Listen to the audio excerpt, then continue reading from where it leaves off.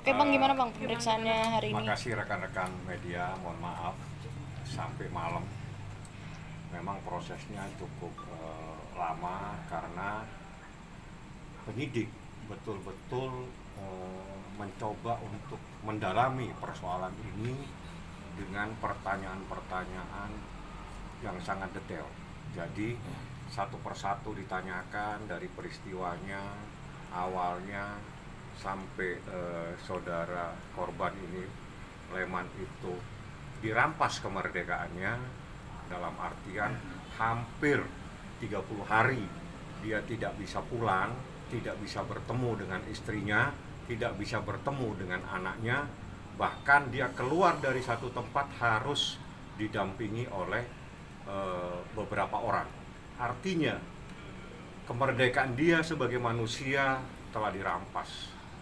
Itulah yang dikatakan dengan adanya tindak pidana perampasan kemerdekaan sebagaimana yang diatur dalam pasal 333 dengan ancaman hukuman 8 tahun. Akibat kejadian tersebut, saudara Leman ini traumanya sampai detik ini. Sampai hari ini dia sudah jelaskan kepada penyidik semuanya. Seperti apa kejadiannya mungkin Leman bisa jelaskan secara, tidak perlu secara detail, mungkin intisarinya biar semuanya terungkap bahwa bagaimana seorang kecil yang lagi mencari keadilan karena dia merasa bahwa kemerdekaannya sempat dirampas. Seperti itu Man. Bagaimana awalnya Man? Gak usah kamu ceritain siapa yang melakukan, tapi cukup kamu cerita apa yang kamu alami dan akibatnya apa, itu yang paling penting. Ya, di kasus ini saya kan disekat karena saya telah agak kencang Pak. memata-matai bos saya waktu kerja di. Ya, jadi kamu itu kapan kejadiannya? Maskernya boleh dibuka aja Bang, biar jelas Bang. Nah, kau itu kapan kejadiannya, di mana? Kejadiannya yaitu pada tanggal berapa? tadi 11. Nah, ya udah mulai. 11 Maaf. Februari 2021. Jadi Karena dia saya memang udah bingung karena waktu itu saya ada pemukulan di bagian leher, dada sama kepala saya gitu. yang dipukul bagian leher, dada dan kepala. Akibatnya apa Akibatnya sekarang? sekarang saya merasakan dari jam 2 siang sampai malam ini terasa pusingnya di kepala. Rasa pusing kepalanya. Saya pikir itu Mas yang menjadi inti, lain-lain saya nggak perlu jelaskan karena materi dari proses. Mungkin istrinya yang menjadi pelapor bisa menjelaskan akibat efek daripada persoalan itu apa yang terjadi sebagai istri yang dia banyak tahu.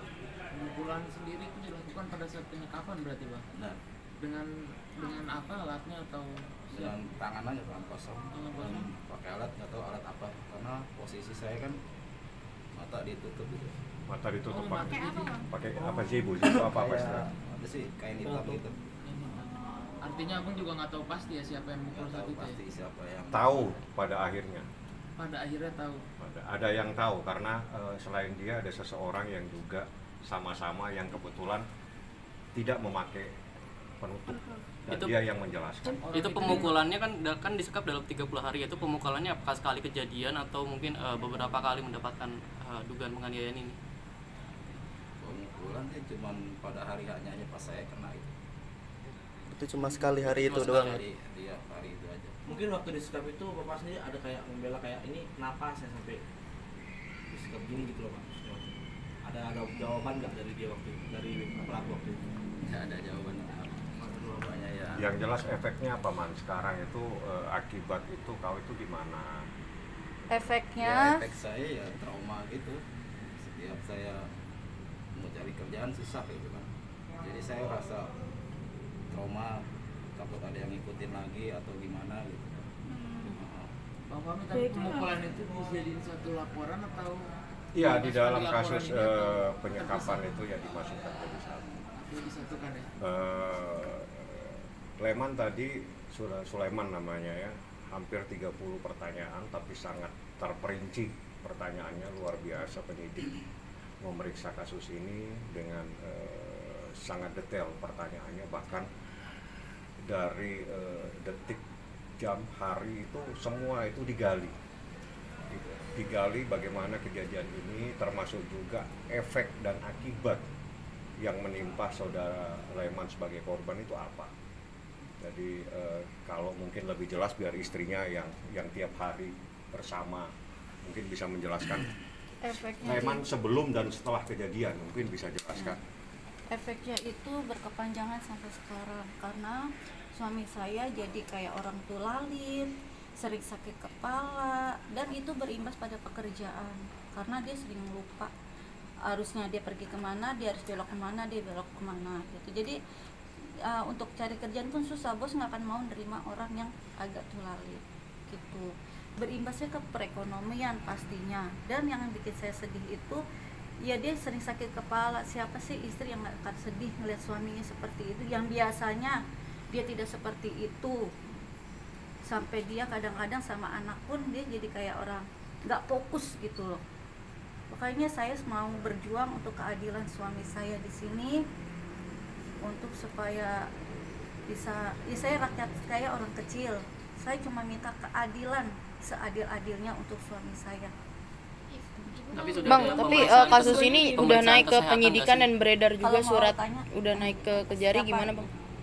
Ya, itu namanya SPDP ya, surat pemberitahuan dimulainya penyidikan. Artinya awalnya di dalam proses hukum itu adalah proses penyelidikan, di mana penyelidikan itu menggali, menginterview, meminta keterangan semua yang patut diduga mengetahui persoalan. Setelah itu dinaikkan dengan tahap penyidikan. Nah, itu namanya dikeluarkanlah SPDP, biasanya ditembuskan kepada kejaksaan untuk diberitahukan.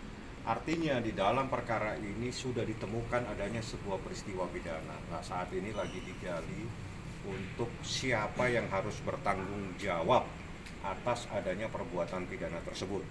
Nah, siapa-siapa itu biar menjadi urusannya penyidik, kami tidak akan jelaskan. Yang jelas Rini sebagai istrinya, sebagai pelapor mencari keadilan terhadap suaminya yang mulai tulalit. Berarti sudah dinaikkan ya bang ya? Kejadian di tempat siapa sih kejadian itu? Kejadiannya ada di atas, Pak. Kami jelaskan di atas semua. Silakan Anda tanya di atas kejadiannya di mana, dari rumah kemana, siapa yang terlibat, siapa yang fasilitasi, semuanya ada di atas. Untuk yang D itu gimana bang, akan juga sebagai saksi juga kah atau Siapa? gimana? Yang inisial D? Ya, di atas kewajibannya, bukan saya. Saya bukan pemeriksa, jadi saya tidak bisa memutuskan siapa yang akan diperiksa sebagai saksi. Yang jelas sebagai pelapor, sebagai korban, saya berkewajiban untuk mendampingi pelapor dan membawa korban untuk diperiksa.